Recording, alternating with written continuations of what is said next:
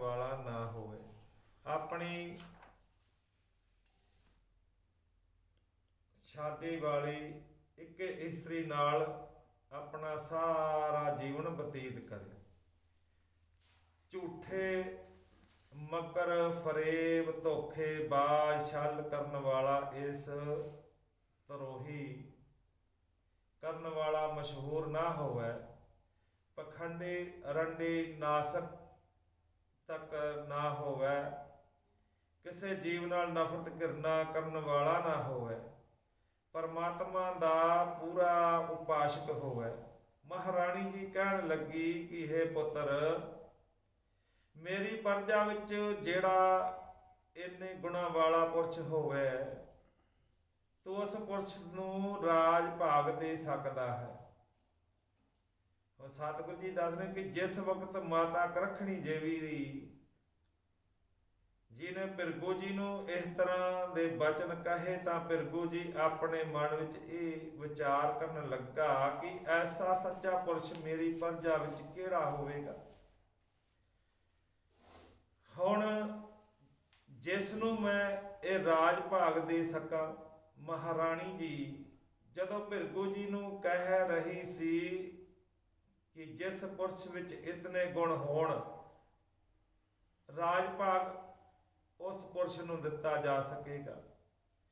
प्रजा दे सब लोग राज दरबार विच बैठे सुन रहे सन ते पिरगू जी अपने मन विच ये गल दा बहुत फिक्र कर रहे सन कि जेड़ा राज करन दे लायक ना होवे किते राज भाग उस नूं ना दिता जावे। प्रजा दा खैर खवा किसी बहुत वड्डे धर्मी नूं ही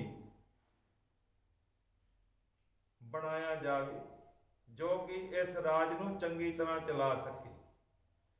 जे किसी पापी पुरुष नूं राज भाग दिता गया तां प्रजा नष्ट हो जावेगी ते शराब किते मैनू ही ना लग जावे। पिछले जमाने विच लोग शराब तो बहुत डरदे सन। किसी संत महात्मा लिखियां मनियां नूं कदे भुल के भी नहीं दिखाउंदे सन। सबना दा पूर्ण सत्कार करदे सन क्योंकि उस वक्त सतयुग दा जमाना सी। घर घर विच भगत पैदा हुंदे सी। धर्म दे चारे पैर कायम सन। इंसान देख के बड़ी खुशी करदा सी। मनां विच किसी भी रकम की नफरत घृणा नहीं सी हुंदी सी ते ना कोई जमीनां दी मेर तेर हुंदी सी जिवें अज दे समय विच हो रहा है। इहो जिहा कोई काम नहीं सी हुंदा। सब दुनिया परमात्मा दा नाम जपण विच शरधा रखदी सी।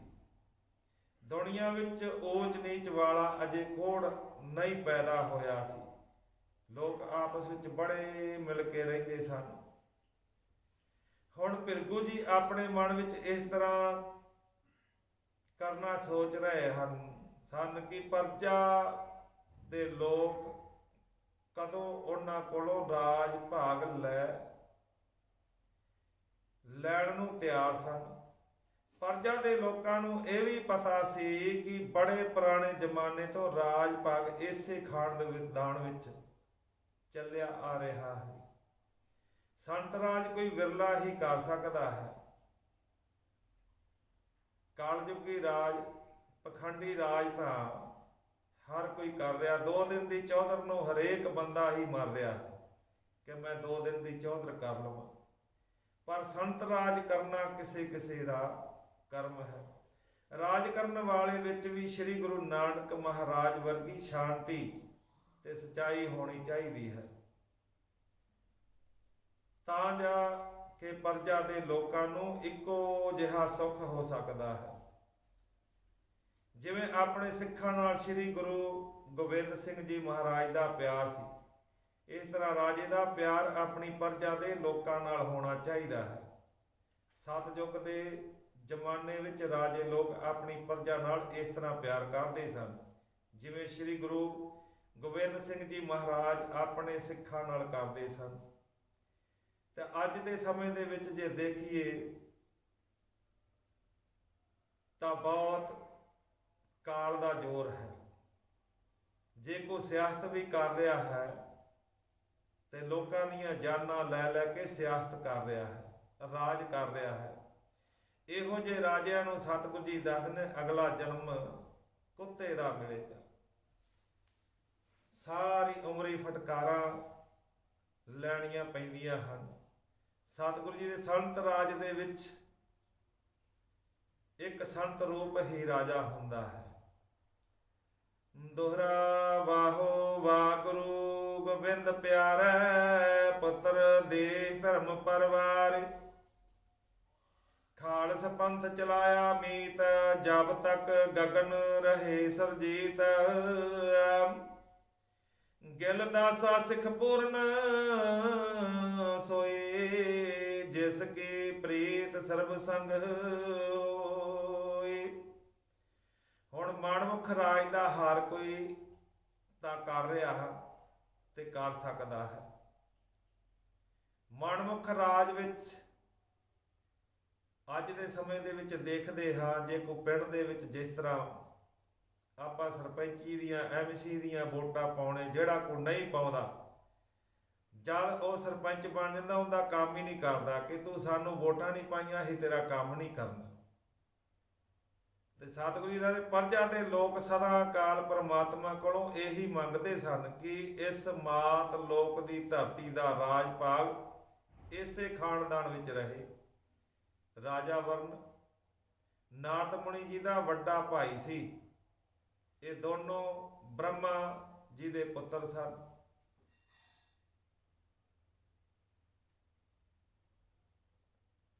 ਐਸਾ ਸੰਤ ਰਾਜ ਹੋਰ ਕਿਸੇ ਕੋਲੋਂ ਨਹੀਂ ਕੀਤਾ ਜਾਣਾ। ਜੇ ਇਹ ਰਾਜ ਕਿਸੇ ਹੋਰ ਦੇ ਹੱਥਾਂ ਵਿੱਚ ਆ ਗਿਆ ਤਾਂ ਪ੍ਰਜਾ ਦੇ ਲੋਕ ਦੁੱਖਾਂ ਦੇ ਸਮੁੰਦਰ ਵਿੱਚ ਰੁੜ ਜਾਣਗੇ। ਹੋਈ ਵੀ ਇਸੇ ਤਰ੍ਹਾਂ ਜਦੋਂ ਮਾਤ ਲੋਕ ਦਾ ਰਾਜ ਭਾਗ ਕਿਸੇ ਹੋਰ ਖਾਨਦਾਨ ਵਿੱਚ ਚਲਾ ਗਿਆ ਸੀ ਤੇ ਦੁਨੀਆ ਊਚ ਨੀਚ ਦੇ ਚੱਕਰ ਵਿੱਚ ਫਸ ਕੇ ਬਰਬਾਦ ਹੋ ਗਈ। ਇੱਕ ਜਿਗਰ ਦੇ ਅਨੇਕਾਂ ਟੁਕੜੇ ਬਣ ਗਏ।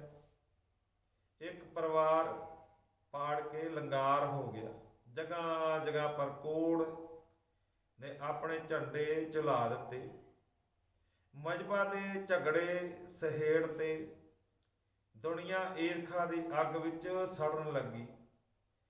ਦੁਬਦਾ ਆਪਣੀਆਂ ਮਨ ਮਰਜ਼ੀਆਂ ਕਰਨ ਲੱਗੀ ਕੋੜ ਦੀ ਡਰ ਦੀ ਸੱਚਾਈ ਕਿਧਰੇ ਉੱਡ ਪੁੱਡ ਗਈ। ਰਾਜੇ ਵਰਨ ਜੀ ਦਾ ਰਾਜ ਜਾਣ ਤੋਂ ਬਾਅਦ ਦੁਨੀਆ ਵਿੱਚ ਪਾਪਾਂ ਦਾ ਧੰਦੂਕਾਰ ਛਾ ਗਿਆ। ਕਰਦਮ ਜੀ ਵੀ ਬ੍ਰਹਮਾ ਜੀ ਦਾ ਨਾਮ ਹੀ ਹੈ। ਸ਼ਲੋਕ ਲੜ ਲੜ ਕੇ ਨਿਤਾ ਮਰਨ, ਅਨੇਕਾਂ ਭਾਈਆਂ ਦੇ ਸਭ ਭਾਈ। ਪਾਪਾਂ ਜ਼ੁਲਮਾਂ ਦੀ ਮਾਚੀ ਉੱਠੀ, ਚਾਰ ਚਫੇਰੇ ਦਹਾਈ। ਭੂਤ ਪ੍ਰੇਤ ਮਨਾਵਣ ਲੱਗੇ, ਰੱਬ ਦੀ ਯਾਦ ਭੁਲਾਈ। ਸੱਚਾ ਰਸਤਾ ਭੁੱਲ ਕੇ ਸਾਰੇ ਪਏ ਕੁਰਸਤੇ ਰਾਈ। ਦੁਬਦਾ ਪਾਪਣ ਪਾਪਾਂ ਵਾਲੇ, ਗੰਦ ਸਮਾਨ ਚੜਾਈ। ਉਤਪਤ ਏਕ ਅਕਾਲ ਪੁਰਖ ਦੀ, ਪੁਰਜਾ ਪੁਰਜਾ ਹੋਈ। ਕੋਈ ਸਿੱਖ ਕਹਾਵੈ, ਕੋਈ ਆਖੇ ਰੁਤ ਕਸਾਈ। ਕੋਈ ਹਿੰਦੂ ਕੋਈ ਮੁਸਲਮਾਨ ਲੱਗੇ ਕਰਨ ਲੜਾਈ। ਆਪਣੇ ਆਪਾਈਆਂ ਦੇ ਬੇੜੇ ਭਾਈ ਜਾਣ ਲੜਾਈ। ਊਚ ਨੀਚ ਦੀ ਦੁਨੀਆ ਤਾਈ ਲੱਗੀ ਬੁਰੀ ਬਿਮਾਰੀ।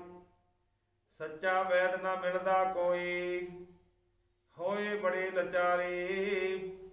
ਇੱਕ ਤਾਰੇ ਪਰ ਸ਼ਿਵ ਜੀ ਹੋਵੈ, ਦੂਜੇ ਉਸਦੀ ਨਾਰੀ। ਰੋਵਣ ਦੋਵੇਂ ਆਖਣ ਸਾਡੀ, ਰੁੜ ਗਈ ਉਤਮਤ ਸਾਰੀ। ਇੱਕ ਤਾਰੇ ਪਰ ਵਿਸ਼ਨੂੰ ਬੈਠਾ, ਬੁਕ ਬੁਕ ਹਿੰਜਾ ਕੇਰੇ। ਪਾਲੈ ਮੇਰੀ ਦੁਨੀਆ ਥਾਈ, ਊਚ ਨੀਚ ਦੇ ਘੇਰੇ ਆ। ਬ੍ਰਹਮ ਗਿਆਨ ਵਿਚਾਰੈ, ਹੁਣ ਕੀ ਲਾਜ ਬਣਾਵਾਂ। ਵਿਛੜ ਗਏ ਜਦ ਬਚੜੇ ਮੇਰੇ, ਕਿਸ ਵਿਦਾ ਫੇਰ ਮਿਲਾਵਾਂ। ਕਿਹਾ ਨਿਰੰਜਨ ਜਗ ਵਿੱਚ ਜਾ ਕੇ, ਰਚ ਦੋ ਇਕ ਰਮੈਣਾ। ਬਣ ਜਾਵੇਗੀ ਜਿਹੜੀ ਮੇਰੇ ਜੀਵ ਜੰਤ ਕਾ ਗਹਿਣਾ। ਜੋ ਪੜਸੀ ਇਸ ਬਾਣੀ ਤਾਈ, ਸੁਰਗ ਮੰਡਲ ਵਿੱਚ ਜਾਵੈ। ਗਿਲ ਦਾਸਾ ਜਮ ਕਰਨ ਸਲਾਮਾ, ਜੋ ਗੁਣ ਇਸ ਦਾ ਗਾਵੈ। ਤਾਂ ਭਿਰਗੂ ਜੀ ਨੇ ਉੱਚੀ ਆਵਾਜ਼ ਨਾਲ ਆਪਣੀ ਪਰਜਾ ਦੇ ਲੋਕਾਂ ਨੂੰ ਇਸ ਤਰ੍ਹਾਂ ਕਿਹਾ ਕਿ ਜਿਹੜਾ ਆਦਮੀ ਇਸ ਰਤਨਾਪੁਰੀ ਦਾ ਰਾਜ ਭਾਗ ਸਵੀਕਾਰ ਕਰਦਾ ਹੈ, ਉਹ ਆਪਣਾ ਹੱਥ ਖੜਾ ਕਰੇ। ਜਿਹੜਾ ਆਦਮੀ ਹੱਥ ਖੜਾ ਕਰੇਗਾ, ਸਭ ਰਾਜ ਭਾਗ ਉਸ ਨੂੰ ਦਿੱਤਾ ਜਾਵੇਗਾ। ਜਿਹੜੀਆਂ ਗੱਲਾਂ ਮਾਤਾ ਕਰਖਣੀ ਦੇਵੀ ਜੀ ਨੇ ਕਹੀਆਂ ਹਨ, ਉਹਨਾਂ ਗੱਲਾਂ ਪਰ ਚੱਲਣ ਵਾਲਾ ਆਦਮੀ ਆਪਣਾ ਹੱਥ ਖੜਾ ਕਰੇ। ਜਿਸ ਵਿੱਚ ਮਹਾਰਾਣੀ ਜੀ ਦੇ ਦੱਸੇ ਹੋਏ ਗੁਣ ਨਾ ਹੋਣ, ਉਹ ਆਦਮੀ ਆਪਣਾ ਹੱਥ ਨਾ ਖੜਾ ਕਰੇ। ਜਿਸ ਵਿੱਚ ਮਾਤਾ ਜੀ ਦੇ ਕਹੇ ਹੋਏ ਗੁਣ ਹੋਣ, ਉਹ ਆਪਣਾ ਹੱਥ ਖੜਾ ਕਰੇ। ਜਿਸ ਵਕਤ ਸੱਚੇ ਹੋਏ ਦਰਬਾਰ ਵਿੱਚ ਖੜੇ ਹੋ ਕੇ ਆਪਣੀ ਪਰਜਾ ਦੇ ਲੋਕਾਂ ਨੂੰ ਭਿਰਗੂ ਜੀ ਨੇ ਇਸ ਤਰ੍ਹਾਂ ਕਿਹਾ, ਤਾਂ ਹੱਥ ਕਿਸੇ ਨੇ ਵੀ ਨਾ ਖੜਾ ਕੀਤਾ। ਇੰਨੀ ਗੱਲ ਸੁਣ ਕੇ ਪਰਜਾ ਦੇ ਲੋਕ ਉੱਚੀ ਉੱਚੀ ਧਾਹਾਂ ਮਾਰਨ ਲੱਗੇ ਤੇ ਸਾਰੇ ਪਰਜਾ ਦੇ ਲੋਕਾਂ ਨੇ ਥੱਲੇ ਨੂੰ ਨੀਵੀਆਂ ਪਾ ਲਈਆਂ। ਭਿਰਗੂ ਜੀ ਫੇਰ ਪਰਜਾ ਦੇ ਲੋਕਾਂ ਨੂੰ ਕਹਿਣ ਲੱਗਾ ਕਿ ਇਹ ਭਲਿਓ ਲੋਕੋ, ਮੇਰੀ ਇਸ ਗੱਲ ਨੂੰ ਸੱਚ ਜਾਣੋ। ਜਿਹੜਾ ਹੱਥ ਖੜਾ ਕਰੇਗਾ, ਉਸ ਨੂੰ ਰਤਨਾਪੁਰੀ ਦੇ ਰਾਜ ਭਾਗ ਦਾ ਤਿਲਕ ਲਗਾ ਦਿੱਤਾ ਜਾਵੇਗਾ। ਤੁਸੀਂ ਰੋਵੋ ਨਾ, ਇਸ ਰਾਜ ਭਾਗ ਨੂੰ ਸਵੀਕਾਰ ਕਰੋ। ਇਹ ਰਾਜ ਭਾਗ ਬੜੇ ਤਪ ਕਰਕੇ ਮਿਲਦਾ ਹੈ। ਜਿਸ ਨੂੰ ਇਸ ਦੁਨੀਆ ਵਿੱਚ ਆ ਕੇ ਰਾਜ ਭਾਗ ਮਿਲਦਾ ਹੈ, ਉਸਨੇ ਪਿਛਲੇ ਜਨਮ ਵਿੱਚ ਬੜਾ ਭਾਰਾ ਤਪ ਕੀਤਾ ਹੁੰਦਾ ਹੈ। ਇਹ ਪਰਜਾ ਦੇ ਲੋਕੋ, ਏਡੇ ਵੱਡੇ ਰਾਜ ਭਾਗ ਵਾਸਤੇ ਵੀ ਤੁਸੀਂ ਕਿਸੇ ਨੇ ਹੱਥ ਨਹੀਂ ਖੜਾ ਕੀਤਾ। ਜਿਸ ਵਕਤ ਭਿਰਗੂ ਜੀ ਨੇ ਆਪਣੀ ਪਰਜਾ ਦੇ ਲੋਕਾਂ ਨੂੰ ਇਸ ਤਰ੍ਹਾਂ ਕਰਨ ਵਾਸਤੇ ਕਿਹਾ, ਤਾਂ ਪਰਜਾ ਦੇ ਲੋਕ ਭਿਰਗੂ ਜੀ ਨੂੰ ਕਹਿਣ ਲੱਗੇ ਕਿ ਹੇ ਸਹਿਜਾਦਾ ਜੀ, ਇਸ ਰਾਜ ਭਾਗ ਦੀ ਸਾਨੂੰ ਕੋਈ ਲੋੜ ਨਹੀਂ। ਇਹ ਰਾਜ ਭਾਗ ਤੁਸੀਂ ਆਪਣੇ ਪਾਸ ਹੀ ਰੱਖੋ। ਪਰਜਾ ਨੂੰ ਇਹ ਰਾਜ ਭਾਗ ਨਹੀਂ ਚਾਹੀਦਾ। ਹੇ ਭਿਰਗੂ ਜੀ, ਪਰਜਾ ਇਹ ਚਾਹੁੰਦੀ ਹੈ ਕਿ ਇਹ ਰਾਜ ਭਾਗ ਜੁਗੋ ਜੁਗ ਤੇਰੇ ਪਾਸ ਹੀ ਰਹੇ। ਭਿਰਗੂ ਜੀ, ਤੂੰ ਸਾਡਾ ਚੰਦਰਮਾ ਹੈ, ਅਸੀਂ ਤੇਰੇ ਚਕੋਰ ਹਾਂ। ਚੰਦਾ ਆਪਣੇ ਚਕੋਰ ਕੋਲੋਂ ਵਿਛੜ ਕੇ ਕਿਸੇ ਬਦਲੀ ਹੇਠ ਨਾ ਲੁਕ ਜਾਵੇ। ਚਕੋਰ ਤੇਰੇ ਬਿਨਾ ਤੜਫ ਤੜਫ ਕੇ ਮਰ ਜਾਵੇਗੀ। ਚੰਦਰਮਾ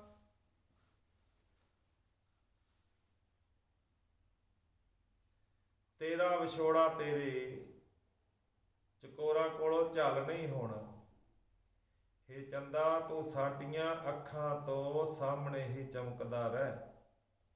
ਅਸੀਂ ਤੇਰੇ ਦਰਸ਼ਨ ਦੇ ਪਿਆਸੇ ਹਾਂ। ਰਾਜ ਦੀ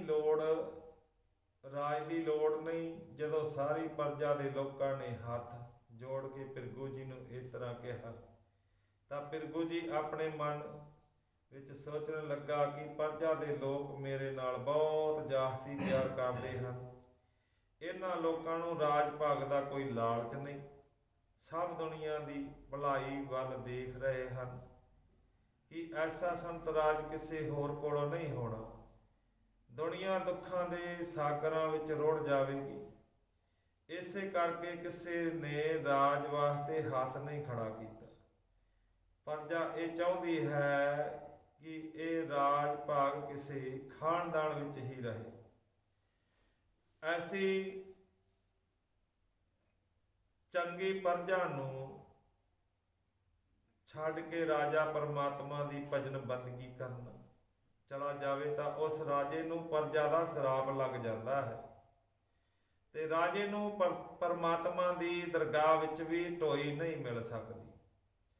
ਹੁਣ ਭਿਰਗੂ ਜੀ ਆਪਣੇ ਮਨ ਵਿੱਚ ਇਸ ਗੱਲ ਦਾ ਵੀ ਪੂਰਾ ਭੈ ਰੱਖਦੇ ਹਨ ਕਿ ਜਿਹੜਾ ਇਨਸਾਨ ਪਰਮਾਤਮਾ ਤੋਂ ਡਰਦਾ ਨਹੀਂ ਉਹ ਆਪਣਾ ਹੀਰਾ ਜਨਮ ਖੋ ਬੈਠਦਾ ਹੈ। ਉਸ ਨੂੰ ਤ੍ਰਿਗ ਜੋਨ ਵਿੱਚ ਘੁੰਮਣਾ ਪੈਂਦਾ ਹੈ, ਦਰ ਦਾ ਭਿਖਾਰੀ ਬਣਨਾ ਪੈਂਦਾ ਹੈ। ਉਸ ਦੇ ਸਰੀਰ ਨੂੰ ਅਨੇਕਾਂ ਰੋਗ ਲੱਗ ਜਾਂਦੇ ਹਨ ਤੇ ਲੱਗੇ ਰਹਿੰਦੇ ਹਨ। ਜੇ ਇੱਕ ਰੋਗ ਉਸ ਦਾ ਪਿੱਛਾ ਛੱਡਦਾ ਹੈ ਤਾਂ ਦੂਸਰਾ ਰੋਗ ਉਸ ਨੂੰ ਚਿੰਬੜ ਜਾਂਦਾ ਹੈ ਜੋ ਪਹਿਲੇ ਨਾਲੋਂ ਵੀ ਭੈੜਾ ਹੋਵੇ। ਦੂਸਰਾ, ਭਿਰਗੂ ਜੀ ਨੂੰ ਇਹ ਵੀ ਬੜਾ ਡਰ ਸੀ ਕਿ ਜੇ ਮੈਂ ਰਾਜ ਭਾਗ ਤਿਆਗ ਕੇ ਜੰਗਲਾਂ ਵਿੱਚ ਤਪ ਕਰਨ ਚਲਾ ਗਿਆ ਤਾਂ ਪਿਤਾ ਦੀ ਜਾਸਤੀ ਬਿਰਧ ਹਨ। ਪ੍ਰਜਾ ਦੇ ਲੋਕਾਂ ਵਾਸਤੇ ਹਨੇਰ ਪੈ ਜਾਵੇਗਾ। ਦੁਨੀਆ ਆਪਸ ਵਿੱਚ ਲੜ ਕੇ ਮਰ ਜਾਵੇਗੀ। ਰਾਜੇ ਤੋਂ ਬਿਨਾਂ ਦੁਨੀਆ ਇੱਕ ਚੱਕਰ ਵਿੱਚ ਨਹੀਂ ਰਹਿ ਸਕਦੀ। ਰਾਜਾ ਤੇ ਪ੍ਰਜਾ ਇੱਕ ਬਹੁਤ ਗੂੜਾ ਨਾਤਾ ਹੈ। ਜਿਵੇਂ ਰਾਤ ਦੇ ਵਕਤ ਚੰਦਰਮਾ ਬਿਨਾਂ ਹਨੇਰ ਹੁੰਦਾ ਹੈ, ਇਸੇ ਤਰ੍ਹਾਂ ਰਾਜੇ ਬਿਨਾਂ ਰਾਜਧਾਨੀ ਵਿੱਚ ਹਨੇਰ ਪੈ ਜਾਂਦਾ ਹੈ। ਰਾਜੇ ਤੋਂ ਬਿਨਾਂ ਪ੍ਰਜਾ ਦੇ ਲੋਕ ਬੇਮਹਾਰੇ ਹੋ ਜਾਂਦੇ ਹਨ ਤੇ ਲੋਕ ਅਨੇਕਾਂ ਮੁਸ਼ਕਲਾਂ ਦਾ ਸ਼ਿਕਾਰ ਹੋ ਜਾਂਦਾ ਹੈ। ਜਿਸ ਵਕਤ ਪ੍ਰਜਾ ਦੇ ਲੋਕਾਂ ਨੇ ਭਿਰਗੂ ਜੀ ਨੂੰ ਰਾਜ ਕਰਨ ਵਾਸਤੇ ਕਿਹਾ ਤਾਂ ਮਹਾਰਾਣੀ ਇਹ ਸੋਚ ਰਹੀ ਹੈ ਸੀ ਕਿ ਸ਼ਾਇਦ ਭਿਰਗੂ ਜੀ ਪ੍ਰਜਾ ਦੇ ਆਖੇ ਲੱਗ ਜਾਣ। ਇਸ ਵਾਰਤਾ ਨੂੰ ਇੱਥੇ ਕਾਸ਼ ਬਾਣੀ ਵਰਣ ਕਰਦੀ ਹੈ। ਸ਼ਲੋਕ ਭਜਨ ਵਿਰਾਗੀ ਰਤਨ ਜਿਨ੍ਹਾਂ ਦੇ ਭਰੇਤ ਲੱਗ ਗਈ ਗੋਪਾਲਨਾ ਰਾਜ ਭਾਗ ਦੇਖ ਡੋਲਦੇ ਮਜਾਲਨਾ ਕੰਡਿਆਂ ਤੇ ਬੈਠੇ ਤੋਹੇ ਗਾਵਦੇ ਵਾਹ ਮਾਰ ਮਾਰ ਵਾਜਾਂ ਰੱਬ ਨੂੰ ਬੁਲਾਵੰਦਾ ਰੱਬ ਨੂੰ ਪਰਾਉਂਦੇ ਉਹ ਵਾਲਣਾ ਬਣ ਲੈਣ ਪਾ ਕੇ ਪ੍ਰੇਮ ਦੀਆਂ ਡੋਰੀਆਂ ਰੱਬ ਨੂੰ ਮਿਲਣ ਚੰਦ ਜਿਉਂ ਚਕੋਰੀਆਂ ਰੱਬ ਦੇ ਭਗਤ ਭੁੱਲ ਦੇ ਖਿਆਲ ਨਾ ਰੰਗ ਲਿਆ ਜਿੰਨਾ ਉਹਦੇ ਰੰਗ ਆਤਮਾ ਮਿਲਦਾ ਤਿਨਾਂ ਨੂੰ ਆ ਕੇ ਪਰਮਾਤਮਾ ਜਾਮਦੇ ਅਧੂਰੇ ਤਿਨਾਂ ਦੇ ਸਵਾਲ ਨਾ ਛੱਡ ਕੇ ਰੰਗੀਲੇ ਰੰਗ ਬੰਗਲੇ ਕਟਾਰੀਆਂ ਸਿਰ ਤੇ ਮੁਸੀਬਤਾਂ ਉਠਾਉਂਦੇ ਭਾਰੀਆਂ ਘਾਲ ਦੇ ਗੋਪਾਲ ਨੂੰ ਅਨੋਖੀ ਘਾਲਣਾ ਗਿਲ ਦਾਸ ਦੇਖ ਕੁਦਰਤਾਂ ਨਿਆਰੀਆਂ ਭਿਰਗੂ ਨੇ ਲਾਲੀਆਂ ਪ੍ਰੀਤਾਂ ਭਾਰੀਆਂ ਰਾਚ ਰਾਚ ਮੇਲ ਸਦਰਾਂ ਕਾਲਨਾ ਤਾਂ ਜਿਸ ਵਕਤ ਪ੍ਰਜਾ ਦੇ ਨਾਲ ਭਰੇ ਹੋਏ ਦਰਬਾਰ ਵਿੱਚ ਭਿਰਗੂ ਜੀ ਨੇ ਰਾਜ ਕਰਨ ਤੋਂ ਪੂਰਾ ਇਨਕਾਰ ਕਰ ਦਿੱਤਾ ਤਾਂ ਰਾਜੇ ਰਾਣੀ ਦੀਆਂ ਅੱਖਾਂ ਵਿੱਚ ਜਲ ਭਰ ਆਇਆ। ਪ੍ਰਜਾ ਦੇ ਲੋਕਾਂ ਨੇ ਵੀ ਆਪਣੇ ਬੜੇ ਯਤਨ ਲਾਏ, ਪਰ ਰਾਜ ਕਰਨ ਵਾਸਤੇ ਭਿਰਗੂ ਜੀ ਨਾ ਮੰਨੇ। ਭਿਰਗੂ ਜੀ ਨੇ ਆਪਣੇ ਮਨ ਵਿੱਚ ਇਹ ਪੱਕਾ ਫੈਸਲਾ ਕਰ ਲਿਆ ਸੀ ਕਿ ਰਾਜ ਕਰਨ ਨਾਲੋਂ ਤਪ ਕਰਨਾ ਠੀਕ ਹੈ।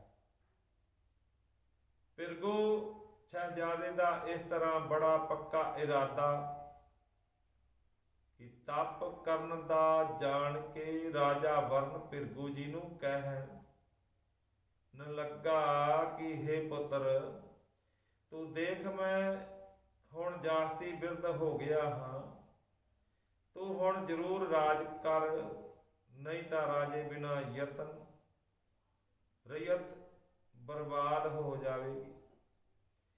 ਤੂੰ ਸਾਡਾ ਸਾਰਿਆਂ ਦਾ ਕਿਹਾ ਨਾ ਮੋੜ। ਰਾਜੇ ਵਰਨ ਜੀ ਦੇ ਜਾਸਤੀ ਕਹਿਣ ਨਾਲ ਭਿਰਗੂ ਜੀ ਦੇ ਮਨ ਵਿੱਚ ਇਹ ਦਇਆ ਭਰ ਆਈ ਤੇ ਆਪਣੇ ਮਨ ਵਿੱਚ ਇਹ ਵਿਚਾਰ ਕੀਤੀ ਕਿ ਜੇ ਮੈਂ ਹੁਣ ਰਾਜ ਕਰਨ ਵਾਸਤੇ ਇਨਕਾਰ ਕਰ ਦਿੱਤਾ ਤਾਂ ਪਿਤਾ ਜੀ ਦਾ ਦਿਲ ਬੜਾ ਦੁਖੀ ਹੋ ਜਾਵੇਗਾ, ਕਿਉਂਕਿ ਉਸ ਤਰ੍ਹਾਂ ਵੀ ਇਹ ਜਾਸਤੀ ਬਿਰਧ ਹੋ ਚੁੱਕੇ ਸਨ। ਤੇ ਭਿਰਗੂ ਜੀ ਨੇ ਆਪਣਾ ਮਨ ਇਸ ਤਰ੍ਹਾਂ ਬਣਾ ਲਿਆ ਕਿ ਇਸ ਵਕਤ ਰਾਜਾ ਜੀ ਦੀ ਗੱਲ ਮੰਨ ਲੈਂਦੇ ਹਾਂ, ਜੋ ਕੁਝ ਮੈਂ ਕਰਨਾ ਹੈ ਅੱਜ ਤੋਂ ਬਾਅਦ ਵੀ ਹੋ ਸਕਦਾ ਹੈ, ਪਰ ਇਸ ਵਕਤ ਰਾਜਾ ਜੀ ਦਾ ਮਾਣ ਰੱਖ ਲੈਣਾ ਠੀਕ ਹੈ। ਭਿਰਗੂ ਜੀ ਨੇ ਇਸ ਤਰ੍ਹਾਂ ਆਪਣਾ ਮਨ ਬਣਾ ਕੇ ਰਾਜਾ ਜੀ ਨੂੰ ਸੱਜੇ ਹੋਏ ਰਾਜ ਦਰਬਾਰ ਵਿੱਚ ਇਹ ਕਹਿ ਦਿੱਤਾ ਕਿ ਹੇ ਪਿਤਾ ਜੀ, ਤੁਸੀਂ ਕੋਈ ਫਿਕਰ ਨਾ ਕਰੋ, ਮੈਂ ਰਾਜ ਕਰਾਂਗਾ। ਜਦੋਂ ਭਿਰਗੂ ਜੀ ਨੇ ਇਸ ਤਰ੍ਹਾਂ ਕਹਿ ਦਿੱਤਾ ਕਿ ਪਿਤਾ ਜੀ ਤੁਸੀਂ ਕੋਈ ਫਿਕਰ ਨਾ ਕਰੋ, ਮੈਂ ਰਾਜ ਕਰਾਂਗਾ, ਤੇ ਇੰਨੀ ਗੱਲ ਸੁਣ ਦੇ ਰਾਜੇ ਰਾਣੀ ਦੇ ਦਿਲ ਵਿੱਚ ਮਣ ਚਾਅ ਭਰਿਆ ਆ। ਪ੍ਰਜਾ ਦੇ ਲੋਕਾਂ ਦੇ ਕਮਲਾਏ ਹੋਏ ਚਿਹਰੇ ਗੁਲਾਬ ਦੇ ਫੁੱਲਾਂ ਵਾਂਗਰ ਖਿੜ ਗਏ। ਇਸ ਮਹਾਨ ਖੁਸ਼ੀ ਵਿੱਚ ਰਾਜੇ ਵਰਨ ਜੀ ਨੇ ਬੜੇ ਰੰਗ ਰਾਗ ਲਾਏ। ਪ੍ਰਜਾ ਦੇ ਲੋਕਾਂ ਨੂੰ ਬੇਅੰਤ ਦਾਨ ਕੀਤਾ, ਕਈਆਂ ਨੂੰ ਗਊਆਂ ਪੁੰਨ ਕੀਤੀਆਂ, ਕਈਆਂ ਨੂੰ ਦਾਨ ਕਰਨ ਦਾ ਬਹੁਤ ਉੱਚਾ ਪੁੰਨ ਹੁੰਦਾ ਹੈ। ਗਊ ਦਾਨ ਕਰਨ ਦਾ ਬਹੁਤ ਉੱਚਾ ਪੁੰਨ ਦਾਨ ਹੁੰਦਾ ਹੈ। ਕਈਆਂ ਨੂੰ ਮੋਤੀਆਂ ਦੇ ਦਾਨ ਦਿੱਤੇ, ਕਈਆਂ ਨੂੰ ਘੋੜੇ ਘੋੜੀਆਂ, ਕਈਆਂ ਨੂੰ ਅਨਾਜ ਦੀਆਂ ਬੋਰੀਆਂ ਦਾਨ ਕੀਤੀਆਂ। ਇਸ ਤਰ੍ਹਾਂ ਰਾਜੇ ਵਰਨ ਜੀ ਨੇ ਤਰ੍ਹਾਂ ਤਰ੍ਹਾਂ ਦੀਆਂ ਵਸਤਾਂ ਦਾਨ ਕਰਕੇ ਪ੍ਰਜਾ ਨੂੰ ਬੜਾ ਖੁਸ਼ ਕੀਤਾ ਕਿ ਪੁੱਤਰ ਰਤਨਾਪੁਰੀ ਦਾ ਰਾਜ ਕਰਨਾ ਮੰਨ ਗਿਆ ਹੈ। ਤੇ ਰਾਜੇ ਵਰਨ ਜੀ ਨੇ ਭਿਰਗੂ ਜੀ ਨੂੰ ਰਾਜ ਤਿਲਕ ਦੇਣ ਦੀ ਤਿਆਰੀ ਬਹੁਤ ਹੀ ਛੇਤੀ ਕਰ ਦਿੱਤੀ। ਰਾਜੇ ਵਰਨ ਜੀ ਨੇ ਸਾਰੇ ਰਤਨਾਪੁਰੀ ਵਿੱਚ ਇਹ ਹੋਕਾ ਦਵਾ ਦਿੱਤਾ ਕਿ ਕੱਲ ਨੂੰ ਸੁਬਾਹ 11 ਵਜੇ ਭਿਰਗੂ ਜੀ ਨੂੰ ਰਾਜ ਤਿਲਕ ਲੱਗਣਾ ਹੈ ਤੇ ਪ੍ਰਜਾ ਦੇ ਸਾਰੇ ਲੋਕ ਇਸ ਸੁਭਾਗ ਭਰੇ ਸਮੇਂ ਤੇ ਹਾਜ਼ਰ ਹੋਣ। ਤੇ ਰਾਜੇ ਨੇ ਤਰ੍ਹਾਂ ਤਰ੍ਹਾਂ ਦੇ ਰੰਗ ਰਾਗ ਕਰਨ ਵਾਲਿਆਂ ਨੂੰ ਕਹਿ ਦਿੱਤਾ ਤੇ ਜਿਹੜੀ ਪੋਸ਼ਾਕ ਰਾਜ ਤਿਲਕ ਲਾਉਣ ਵੇਲੇ ਪਾਉਣੀ ਸੀ ਉਹ ਵੀ ਬਣ ਕੇ ਆ ਗਈ। ਗਲੀਆਂ ਵਿੱਚ ਪਾਣੀ ਛਿੜਕਣ ਵਾਲਿਆਂ ਨੂੰ ਕਹਿ ਦਿੱਤਾ। ਰਾਜੇ ਵਰਨ ਜੀ ਨੂੰ ਇਸ ਗੱਲ ਦੀ ਬੜੀ ਭਾਰੀ ਖੁਸ਼ੀ ਹੋਈ ਸੀ ਕਿ ਭਿਰਗੂ ਜੀ ਰਾਜ ਕਰਨਾ ਮੰਨ ਗਏ, ਮੇਰੀ ਪ੍ਰਜਾ ਦੇ ਲੋਕ ਸੁਖੀ ਵਸਣਗੇ। ਕੱਲ ਨੂੰ ਰਾਜ ਤਿਲਕ ਲੱਗਣਾ ਹੈ। ਭਿਰਗੂ ਜੀ ਆਪਣੇ ਮਹੱਲ ਵਿੱਚ ਕੰਚਨ ਦੀ ਕੁਰਸੀ ਤੇ ਬੈਠੇ ਸੋਚ ਰਹੇ ਹਨ ਕਿ ਕੱਲ ਨੂੰ ਮੈਨੂੰ ਰਾਜ ਤਿਲਕ ਲੱਗ ਗਿਆ ਤਾਂ ਮੈਨੂੰ ਰਾਜ ਕਰਨਾ ਪਵੇਗਾ। ਚੰਗੀ ਗੱਲ ਇਹੀ ਹੈ ਕਿ ਰਾਜ ਤਿਲਕ ਲੱਗਣ ਤੋਂ ਪਹਿਲਾਂ ਹੀ ਮਹੱਲਾਂ ਵਿੱਚੋਂ ਭੱਜ ਜਾਵਾਂ। ਭਿਰਗੂ ਜੀ ਆਪਣੇ ਮਨ ਵਿੱਚ ਇਸ ਤਰ੍ਹਾਂ ਵਿਚਾਰ ਕਰਕੇ ਰਾਤ ਦੇ 12 ਵਜੇ ਆਪਣੇ ਮਹੱਲਾਂ ਵਿੱਚੋਂ ਨੱਸ ਗਏ। ਰੀਵਾ ਇਲਾਕੇ ਵਿੱਚ ਜਾ ਕੇ ਜੰਗਲ ਵਿੱਚ ਇੱਕ ਉੱਚੀ ਜਗ੍ਹਾ ਦੇਖ ਕੇ ਚੌਂਕੜੀ ਮਾਰ ਕੇ ਪਰਮਾਤਮਾ ਦੀ ਭਜਨ ਬੰਦਗੀ ਵਿੱਚ ਤਾੜੀ ਲਾ ਕੇ ਬੈਠ ਗਿਆ। ਤੋਹੀ ਕਰਕੇ ਨਿਰੰਕਾਰ ਜੀ ਦੇ ਨਾਲ ਸੱਧਰਾਂ ਜੋੜ ਦਿੱਤੀਆਂ। ਆਪਣੇ ਦਿਲ ਵਿੱਚ ਇਹ ਪੱਕਾ ਫੈਸਲਾ ਕਰ ਲਿਆ ਕਿ ਇਸੇ ਜਗ੍ਹਾ ਪਰ ਘੋਰ ਤਪ ਕਰਾਂਗਾ। ਭਿਰਗੂ ਜੀ ਜੰਗਲ ਵਿੱਚ ਭਗਤੀ ਕਰਨ ਜਾ ਲੱਗੇ। ਰਤਨਾਪੁਰੀ ਵਿੱਚ ਰਾਜ ਤਿਲਕ ਲੱਗਣ ਦੀ ਤਿਆਰੀ ਹੋ ਰਹੀ ਹੈ ਤੇ ਰਾਜੇ ਵਰਨ ਦੇ ਰੰਗ ਮਹੱਲਾਂ ਵਿੱਚ ਰਾਜ ਤਿਲਕ ਦੀ ਖੁਸ਼ੀ ਵਿੱਚ ਰਾਜੇ ਵਾਜੇ ਗਾਜੇ ਵੱਜਣ ਲੱਗੇ ਤੇ ਤਰ੍ਹਾਂ ਤਰ੍ਹਾਂ ਦੇ ਰੰਗ ਰਾਗ ਹੋਣ ਲੱਗੇ। ਬੀਨਾ ਸ਼ਹਿਨਾਈਆਂ, ਰਾਣ ਸਿੰਘੇ, ਸੰਖਾਂ, ਕਿਰਨੀਆਂ ਦੀਆਂ ਉੱਚੀ ਉੱਚੀ ਗੂੰਜਾਂ ਪੈਣ ਲੱਗੀਆਂ।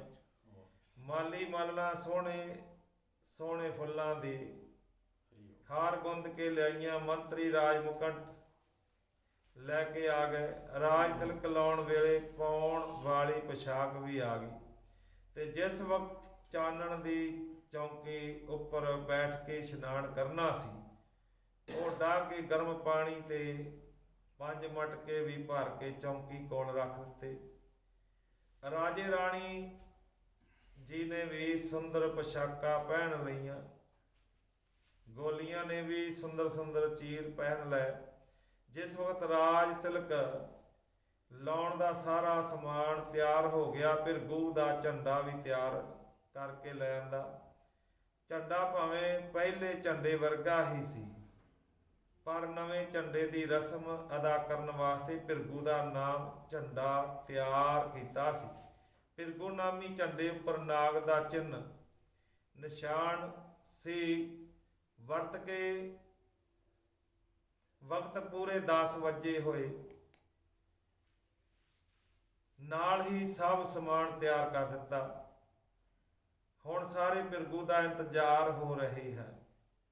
ਪਰਸ਼ੋਤਮ ਮੰਤਰੀ ਕੁਝ ਫੌਜ ਦੇ ਜਵਾਨ ਆਪਣੇ ਨਾਲ ਲੈ ਕੇ ਭਿਰਗੂ ਜੀ ਦੇ ਕੋਲ ਉਸ ਦੇ ਮਹੱਲ ਵਿੱਚੋਂ ਬੁਲਾਉਣ ਚਲਾ ਗਿਆ ਤੇ ਰਾਜੇ ਦਾ ਰਾਜ ਹੁਕਮ ਸੀ ਕਿ ਭਿਰਗੂ ਨੂੰ ਉਸ ਦੇ ਮਹੱਲਾਂ ਵਿੱਚੋਂ ਬੁਲਾ ਕੇ ਲਿਆਓ, ਕਿਉਂਕਿ ਰਾਜ ਤਿਲਕ ਉਸ ਦਾ ਕੀਤਾ ਹੋਇਆ ਹੈ।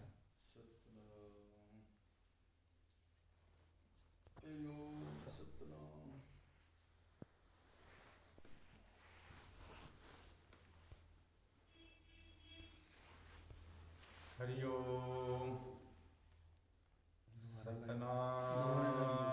ਬੰਦ ਕਰਕੇ ਦੁਬਾਰਾ ਲਾਓ। ਸਹਿ